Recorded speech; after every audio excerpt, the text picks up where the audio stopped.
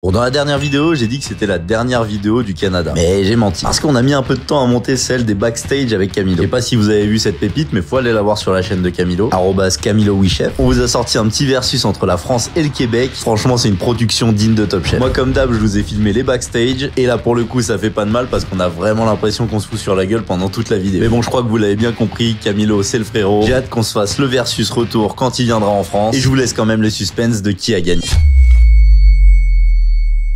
Bon, on est bien arrivé sur le lieu de tournage avec Camilo et Camilo est de faire un petit tour à l'épicerie pour les dernières denrées, si je dis pas de bêtises. Au pire, sinon on va ressortir et on va aller acheter ce qu'il nous faut pour démarrer le tournage. Ça s'annonce dantesque. Peut-être le fight des cuisiniers. C'est bon, notre Camilo est arrivé. Oh yeah, my man!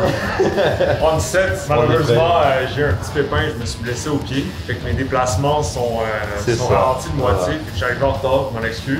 T'as dû aller chercher en plus à l'épicerie, c'est ce que je disais tout à l'heure, aller faire un peu de course. Et je l'ai vu arriver en béquille, je me suis dit, oh bah, t'aurais pu me demander d'y aller. Il y a rien qui m'arrête aujourd'hui. Ah ouais, y a rien qui t'arrête, c'est clair. Tu parlais de la fameuse légende du chef acrobatique. Ah ouais, voilà.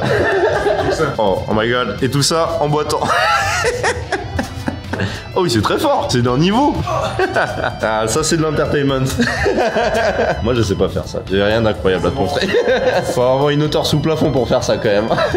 Et au Canada, j'ai vu qu'il y a pas mal d'auteurs sous plafond en général, hein, dans les apparts et tout, c'est plutôt grand. Bon allez, nous on va se lancer sur les recettes. Donc là c'est France versus Québec, ça va être le choc des titans. Ici. Eh oui, donc pour moi c'est pâté chinois et pour Camilo c'est blanquette de dinde. Pour déjà le mettre un peu dans la sauce. Moi je sais que je suis dans la sauce aussi avec le pâté chinois. Parce que dès que j'en parle à quelqu'un, on me dit quoi? Tu vas faire le pâté chinois? Alright guys, bienvenue dans une nouvelle vidéo. Aujourd'hui, j'ai le privilège, l'honneur d'avoir une grande légende française dans la maison. Et j'ai nommé Quentin! Hey!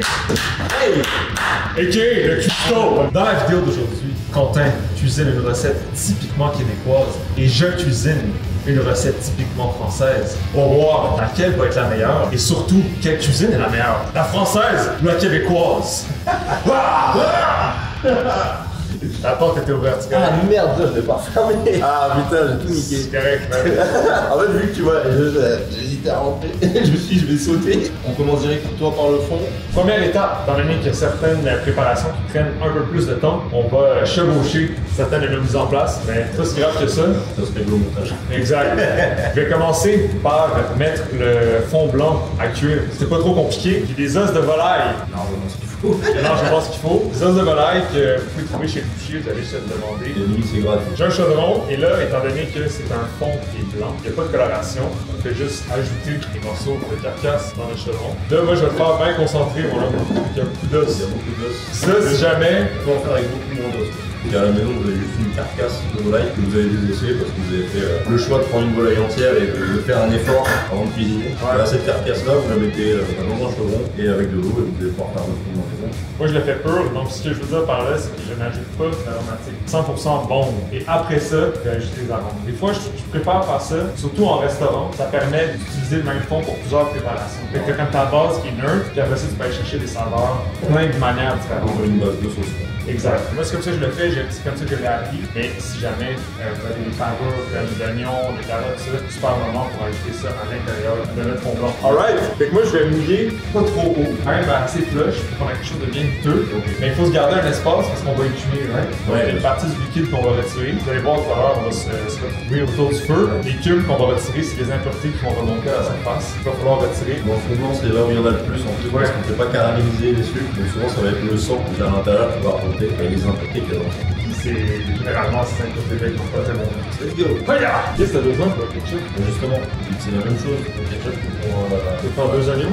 Non, je vais faire un oignon, je vais faire en deux. Surprends-moi, ok? Là, genre, on va couper ça pour la pâte hachée, mais aussi, exactement. Je vais faire un ketchup. Ouais. Là, je vais te défoncer. Ouais, eh ben, je te fais ça le parce que toi, c'est le Heinz. Ça commence à faire des partenariats cachés ici. Ça, maïs. Ouais. Je vais faire 3. Bon, déjà, on a atteint l'ébullition sur les pommes de terre. Ouais. Donc là, petite bulle, vraiment petit frémissement. On les laisse cuire tranquillement dans notre eau. Ça risque pas de surcuire. Il n'y a pas de galère parce qu'on va travailler assez vite. Et là, on passe à la découpe de légumes. Bah, du coup, notre viande. Mais je vais utiliser les mêmes ingrédients pour faire un ketchup à côté. Je sais que vous aimez bien manger ça avec du ketchup. Tu vas faire un ketchup? Ouais, je vais faire le ketchup. Et en plus, un ketchup un peu différent de ce qu'on a l'habitude de manger. J'essaie de tout faire maison pour le coup. Sinon, c'est pas amusant, je ramène tout qui est déjà fait. Avez-vous entendu ce que je viens d'entendre? Il n'y a rien de mieux que notre ketchup. Tout droit sorti de l'espace.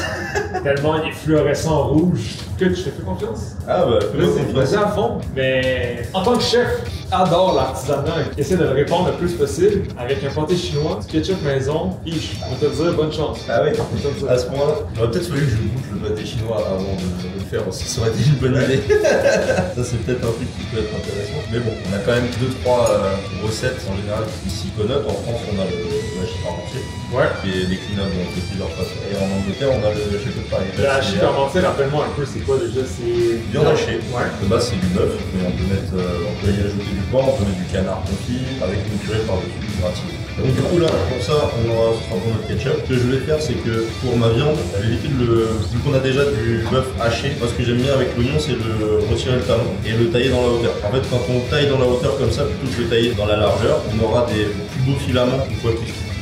Tu cises le pas. C'est ça, non, je cisele pas. Donc je sais que normalement c'est ciselé. T'as rien dit, mais ton visage trahit quelques émotions. Et ça, c'est une technique que j'utilise beaucoup quand je fais de la soupe à l'oignon, par exemple. Parce que j'aime bien avoir des filaments d'oignon un peu caramélisés. Vous allez voir comment je le fais. On va dire que si vous refaites cette recette à la maison, vous allez plus vous prendre la tête que si vous faisiez un pâté chinois. Ah ouais. Donc voilà, ça va être pour notre pâté chinois, pour notre viande. Et là, pour notre ketchup, on s'en fout un peu en fait, comme on le coupe, parce que on va venir le mixer. Ok, parfait. On va venir un peu en gros morceaux. Donc on retire le germe de l'ail. Hein. Il y a beaucoup de gens sur internet qui ne retirent pas le germe de l'ail. Ah ouais? En fait, si c'est cuit, c'est pas gênant le germe de l'ail. C'est quand c'est cru. Quand on fait un pesto avec de l'ail, si vous laissez le germe dans beaucoup d'ail, vous allez avoir des décors d'estomac, vous allez mal le digérer. Et en vrai de vrai, si jamais vous laissez le germe dans quelque chose qui est actif, là c'est le cas pour le coup. Mais moi j'aime bien quand j'ai l'occasion de le retirer. C'est comme les pépins du concombre, hein. On a tendance à les retirer parce que c'est un peu indigeste. J'ai jamais eu des corps d'estomac comme ça.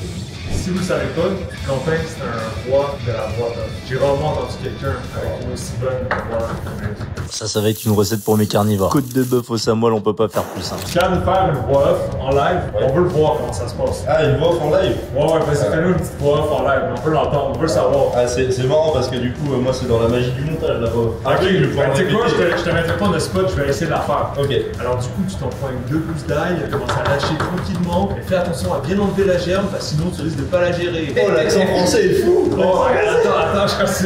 Juste à ses côtés, tu peux voir, j'ai déjà un oignon ciselé, prêt à attaquer la viande. Si je fais l'accent québécois, ça va être terrible. Très bien, très bien. C'est un potentiel de fou dans la voix. Un potentiel de fou. Un truc, je dois dire que j'ai beaucoup de difficultés à faire avec la voix off. Je pense que c'est peut-être le côté québécois qui rend ça un peu compliqué. Parce que selon moi, la façon dont on parle le québécois, c'est plus chill, c'est plus genre. C'est dur d'être très dynamique. À partir du moment où je fais une voix off, parce que je parle, je lis un texte, je trouve que ça sonne très théâtral. Vous avez une sorte de français. Nous, c'est une langue en fait très monotone. Hein. Oh, bah là, moi, ça se voit. On se fait chier. Mais vous avez quand même un côté anglo-saxon sur les bords, avec beaucoup de mots anglais, des expressions un peu punchy. En fait, vous avez un français vivant, dans le sens où, voilà, comme l'anglais qui est très cool à écouter, hein, quand on écoute leur français, on s'ennuie jamais, tu vois. Quand on écoute les voix. You fucking donkey! Exactement. Alors que quand on écoute les voix de Philippe Etchebest, j'adore Philippe Etchebest. Mais on se fait chier. C'est mon rêve de la rencontrer. Ah, mais moi je l'ai rencontré, je l'ai croisé. Ah ouais? Tu commences à poigne, y avait-tu une bonne poigne? Oh ouais. C'est sûr. Oui, ça Là, c'est c'est le genre de gars qui te prend une poigne comme ça, il te casse les 5 jointures. Exactement. Je vais mettre ça genre sur un acide comme ça, on met ça de côté, puis on approche la. Carrément, on va mettre moite-moite, on va les séparer en deux. Ça, c'est bien pour ça. Ah oui, c'est vrai. Ça, c'est un ustensile que j'ai pas du tout à la maison. C'est juste mon couteau, mais c'est vrai que c'est quand même pratique. Bonne moitié pour la viande, et l'autre petite moitié pour le ketchup, qui est quand même une préparation un peu pratique. Fantastique. Qu'est-ce que tu veux pour ta cuisson? Tu veux une infusion? Tu veux. Pas l'enfant? Ah, une bonne enfant, c'est cool. Ouais. C'est très joli et cool. Là, je pense que je vais balancer mes oignons direct, parce que si on peut reste de la viande, ça va prendre trop de temps. Guys, un petit snack de parcours, une petite brioche provolone. Ah, Perso du cuisinier. il faut l'équiper. On est rendu. On a une boîte de trucs complète à deux. Ouais, c'est ça. Bon, maintenant, on va pouvoir commencer la deuxième recette. Il est 14h44. On va commencer à tourner à 10h. Parce que 4h44 qu'on est sur le pâté chinois. Et là, on va passer sur la blanquette de dinde. Vu que notre ami Camilo, c'est une machine, bah, ça va durer une petite heure, quoi. Le mec qui met la pression direct. Camilo doit faire en sorte qu'il fasse encore jour quand il a terminé sa blanquette. Heureusement qu'on n'est pas sur du veau quand même. Hein. Il reste 2 heures. Ouais, 2 heures. Bon, on va charbonner ça. On va envoyer ça. Et puis, moi, je vais mettre à charger la cam parce qu'il n'y a plus grand chose. On se retrouve tout à l'heure.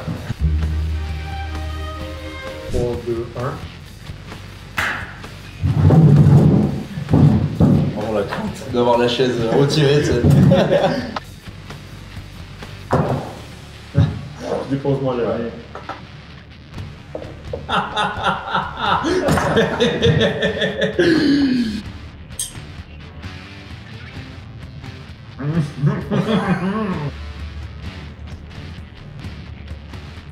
C'est bon? Oh yeah. C'est bon? Ouais, c'est bon, bon, C'est ouais. bon? Ok, bah, attends, ça me fait plaisir. Même si c'est pas bon, fais genre des gros genre. Non, mais je Noir. pense que c'est bon. Y'a pas de galère. Prends comme ça et je lève.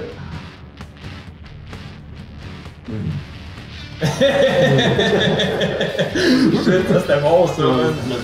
C'est bon parce qu'il a pas pris une dinde.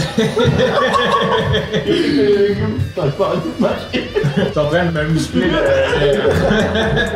Je suis en train de me.